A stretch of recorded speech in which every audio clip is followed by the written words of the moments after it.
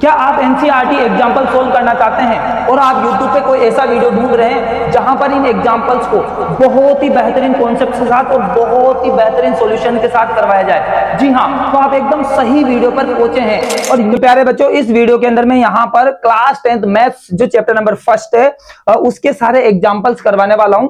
और सबसे पहले मैं एग्जांपल नंबर 1 लेके आया हूं जो कि बहुत ही बेहतरीन एग्जांपल है। देखिए, इस एग्जांपल को करने के मेरे पास दो तरीके और दोनों शानदार तरीके हैं। देखना क्या करना है आपको, मैं बताऊं। यहां पर सबसे पहले आप क्वेश्चन को पढ़ लीजिए और क्वेश्चन को आप पढ़ लीजिए अपने हिसाब से, मैं आपको समझाता हूं डायरेक्ट। देखिए, ये क्वेश्चन में ये बोला गया है कि यहाँ एक संख्या दे रखी है 4 की घात n। देख सकते हैं आप 4 की घात n।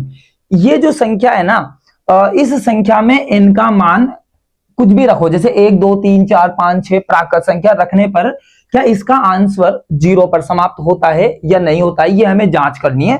यही इस क्वेश्चन के अंदर लिखा हुआ है। ठीक है, अब आ जाओ कैसे करें। तो आपको एक चीज ध्यान रखनी है भाई कि यदि कभी भी आपको ये पता करना हो कि ये अंक 0 पर समाप्त होगा या नहीं होगा, तो आप कुछ मत करो, ये जो संख्या दे रही है इसके अभाज्य गुणनखंड कर लो। जैसे फॉर एग्जाम्पल 4 की घात n अपन को संख्या दे रखी है। अब आपको क्या करना है, 4 के यहां पर जो ये 4 है इसके टुकड़े कर लो। तो देखिए प्यारे बच्चों, यहां पर आप टुकड़े करते हैं 4 के, तो 2 का भाग 2 बार और 2 का भाग 1 बार। ठीक है प्यारे बच्चों, आराम से। अब मुझे बताओ 4 के क्या टुकड़े हुए, तो आप कहेंगे सर 2 इंटू 2।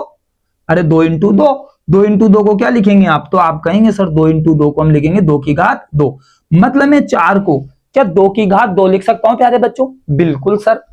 तो हमने क्या किया, जहां पर मैंने गोला लगा रखा है वहां पर मैंने लिख दिया 2 की घात 2, लेकिन ऊपर घात कितनी है n। ओके, अब आप देखो घात के ऊपर जब घात होती है तो घात के ऊपर घात होती है तो घात क्या हो जाती है, गुणा हो जाती है। एकदम करेक्ट है।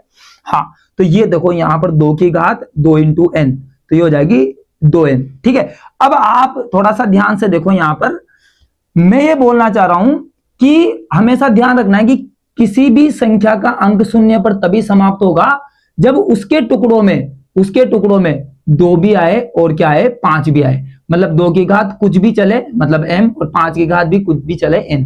मतलब 2 की घात m इंटू 5 की घात n, मतलब यानी कि इस संख्या के गुणनखंड का रूप यदि 2 की घात m इंटू 5 की घात n हो, मतलब ऐसे समझो कि इसके टुकड़े करने पर 2 भी आना चाहिए और 5 भी आना चाहिए। यदि ये दोनों आ जाए तो समझ लो कि उसका आंसर 0 पर समाप्त होगा, अदरवाइज 0 पर समाप्त नहीं होगा। अब देखो यहां पर क्या आ रहा है, केवल 2। क्या यहाँ 5 आ रहा है क्या? नहीं आ रहा ना, तो बस यहां पर 5 नहीं आ रहा तो हम बोलेंगे कि यहां 4 की घात n के गुणनखंड का रूप 2 की घात m इंटू 5 की घात n नहीं है। तो इसका मतलब है अतः 4 की घात n अंक 0 पर समाप्त नहीं होगा, 0 पर समाप्त नहीं होगा। बस इतनी सी बात आपको याद रखनी प्यारे बच्चों, बहुत सिंपल सी बात मैंने आपको बता दी कि यदि, है ना, समझ गए ना, कि इस संख्या के टुकड़े करने पर यदि 2 भी आए 5 भी आए तो बोल देंगे कि ये जो अंक है ये 0 पर समाप्त होगा। और यदि 2 या 5 में से केवल 2 आए तब भी मना करोगे, केवल 5 आए तब भी मना करोगे। 2 और 5 एक साथ आने चाहिए, तभी हम बोलेंगे कि हाँ अब जो है इस संख्या का जो अंक है वो 0 पर समाप्त हो जाएगा। अब आप कहोगे सर क्यों 2 और 5 आना क्यों जरूरी है? अरे क्योंकि प्यारे बच्चों 2 इंटू 5 मिलकर 10 बनता है और 10 के पीछे क्या आ रहा है, 0। तो जब भी गुणनखंड 2 और 5 आता है ना, तो इसका मतलब है कि उसका आंसर 0 पर समाप्त होगा। ठीक है भाई। अच्छा सर दूसरा मेथड क्या है? ये तो हो गया पहला मेथड। सर दूसरा तरीका क्या है? दूसरा तरीका बहुत सिंपल है, लल्लू तरीका है, अगर बहुत एकदम प्यारा सा तरीका है कि जैसे फॉर एग्जांपल उसने दिया 4 की घात n और इसने साफ साफ बोला कि n जो है प्यारे बच्चों ये आपके प्राकृत संख्या है। क्या है भाई? आपके प्राकृत संख्या। एकदम लल्लू तरीका बता रहा हूं प्यारे बच्चों। n एक प्राकृत संख्या है और आपको पता है कि प्राकृत संख्या का मतलब है 1 2 3 4 और अनंत तक। ठीक है, आराम से। तो आपको कुछ नहीं करना, n बराबर 2-3 बार, मतलब जैसे n बराबर 1 बार 1 पुट करो, n बराबर 1 रखो यहाँ, तो 4 की घात 1 है ना, n बराबर 1 तो 4 की घात 1, तो 4 की घात 1 होता है 4।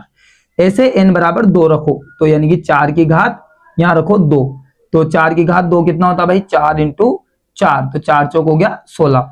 ऐसे n बराबर आप 3 रख दो, तो यहाँ देखो 4 की घात 3, तो 4 की घात 3, तो 4 इंटू 4 इंटू 4, तो 4 चौक 16, 16 चौक 64।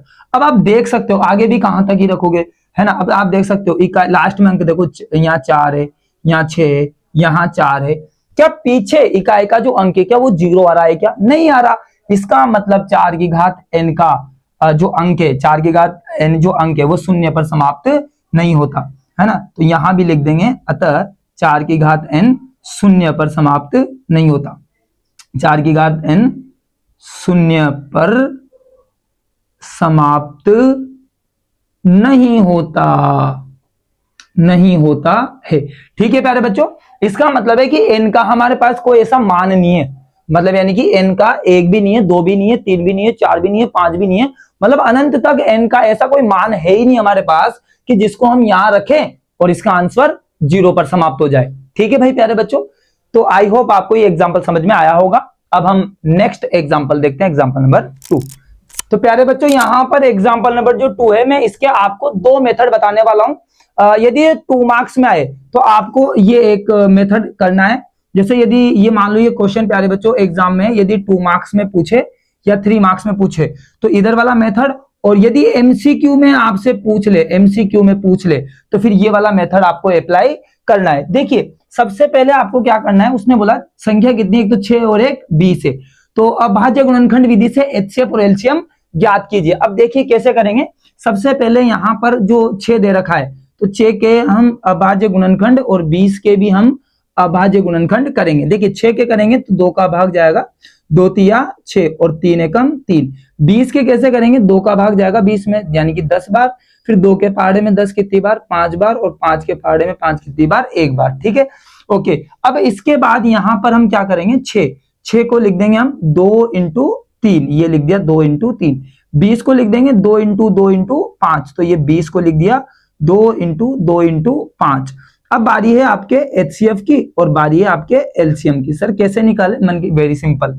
एचसीएफ में क्या करना है बेटा, आपको इसमें इन दोनों में जो कॉमन है, मतलब जो सेम नंबर है वो देखना है। तो आप देख सकते हैं 2 दोनों में है, और इसके अलावा देखो यहाँ 3 है लेकिन इसमें नहीं है, 5 है लेकिन इसमें नहीं है, तो यानी कि एचसीएफ कितना हो जाएगा, 2। It will be your answer.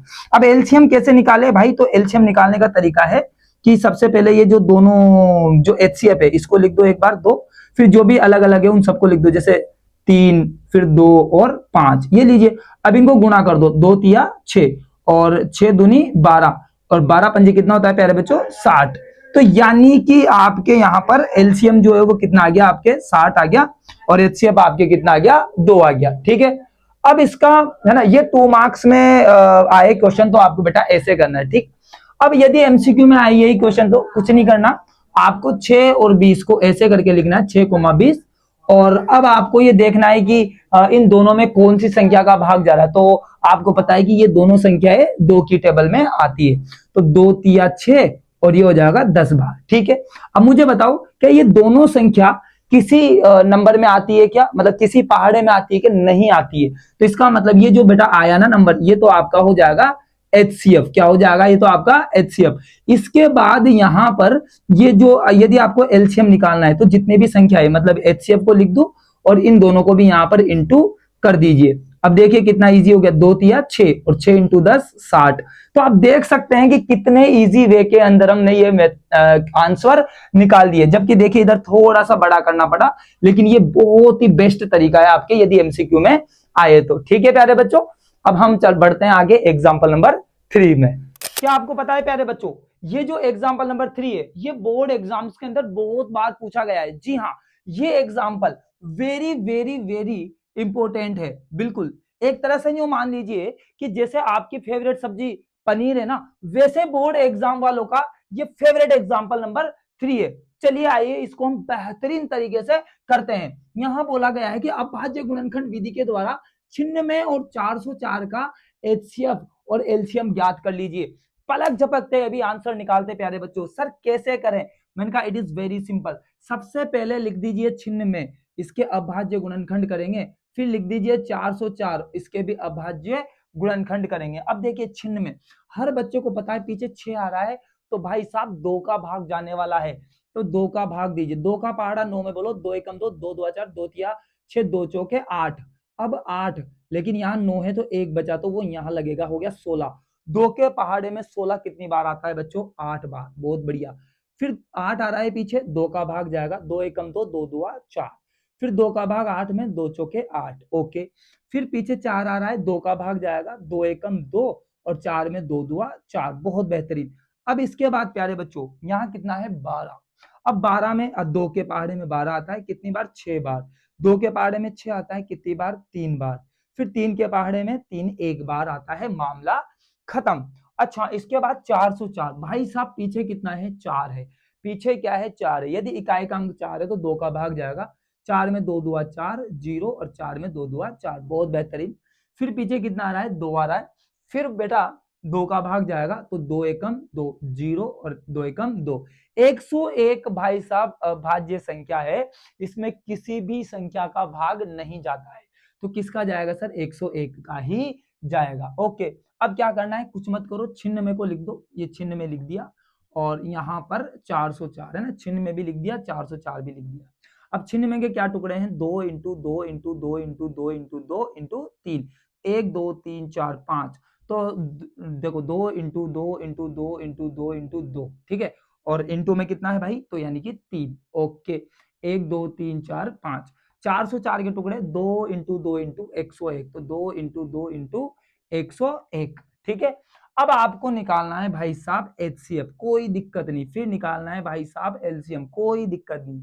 LCM के लिए, एचसीएफ के लिए मैंने बताया कि बेटा दोनों में जो संख्या कॉमन है, एक तो ये दो दोनों में है, एक ये वाला दो दोनों में है, 101 इसमें लेकिन इसमें नहीं है। तो एक तो आ जाएगा ये वाला 2, एक आ जाएगा ये वाला 2, 2 दुआ 4। इसका एचसीएफ आ गया प्यारे बच्चों 4। It is very simple. फिर इसके बाद मैंने कहा इसके बाद एलसीएम, मैंने कहा एलसीएम निकालने का सिंपल सा तरीका है, इन दोनों को एक एक बार लिख दो, 2 इंटू 2। ये दोनों भी एक बार आएंगे, दोनों भी एक बार आएंगे। अब इसके बाद जितने भी है टुकड़े उन सबको लिखो, 2 इंटू 2 इंटू 2। तो 2 इंटू 2 इंटू 2 इंटू में 3 और इंटू में 101। ये लीजिए साहब। अब इनको गुणा करना है सबको, ठीक है। तो देखिए 2 इंटू 2 4, 4 दुआ 8, 8 दुआ 16, 16 दूनी 32। तो ये हो गया भाई साहब 32। और ये 3 इंटू 101, 3 इंटू 101, 3 को 101 से इंटू करोगे तो ये हो जाएगा बेटा 303। देखो 3 एकम 3, 0, 3 एकम 3। अब इन दोनों को क्या करना है? आपको गुणा करना है। तो यहाँ रफ में 303 इंटू 32 कर देते हैं। देखिए 2 से 2 तिया 6, फिर 2 इंटू 0 0 और 2 तिया 6। इसके बाद 3 से करो तो 3 तिया 9, फिर 3 इंटू 0 0 और 3 तिया 9। ये लीजिए साहब, ये 6 0 9 9, 6 0 6 और ये 9। तो आंसर आता है भाई साहब 9696। It will be your answer. ये लीजिए भाई साहब, ये 2 मार्क्स में आपके ये क्वेश्चन पूछने के बहुत बहुत ज्यादा चांसेस है, ठीक है। आई होप आपको इसका सॉल्यूशन बहुत ही अच्छे तरीके से समझ में आया होगा, ठीक है प्यारे बच्चों।